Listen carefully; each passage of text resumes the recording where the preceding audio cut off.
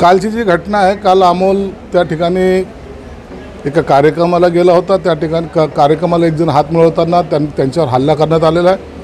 निश्चित त्याच्या मागे कोण आहे, कारण की त्या भागातलं एकंदरीत राजकारण पाहता असे अनेक प्रकार तिथे घडलेले आहेत।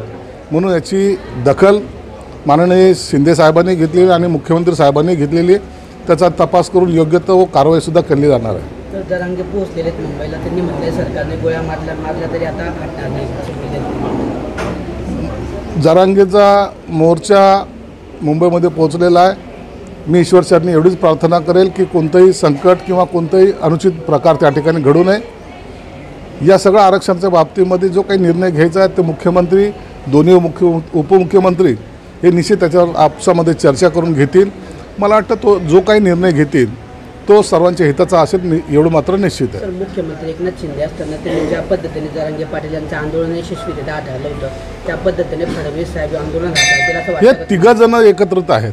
देवेंद्र फडणवीस असतील, एकनाथ शिंदे साहेब असतील किंवा अजितदादा असतील, हे तिघही मातबर नेते आहेत। म्हणून आता याच्यामध्ये कुणा एकाचं नाही, तर हे तिघही म्हणून योग्य तो निर्णय घेतील आणि आम्हाला त्यांच्यावर विश्वास आहे। सत्ताधाऱ्यांकडून याच्या आंदोलनाला जरांगेंचं राजकारण म्हटलं जात आहे की राजकारण केलं जात आहे? नाही, यावर मी जास्त अधिक भाष्य करणार नाही। शिंदे साहेब असताना ज्यावेळेस जरांगे होते हे त्यांच्या अंतर्वाली सलाटीमध्ये उपोषणाला बसले होते, मात्र आता देवेंद्र फडणवीस मुख्यमंत्री असताना थेट मुंबईमध्ये यावं लागतं त्यांना।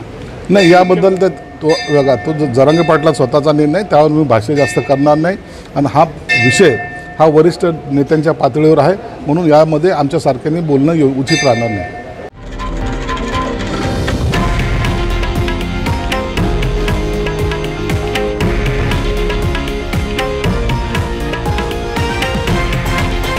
हे आहे देशातील नंबर 1 न्यूज नेटवर्क आणि आपण पाहत आहात TV9 मराठी, एकमेव।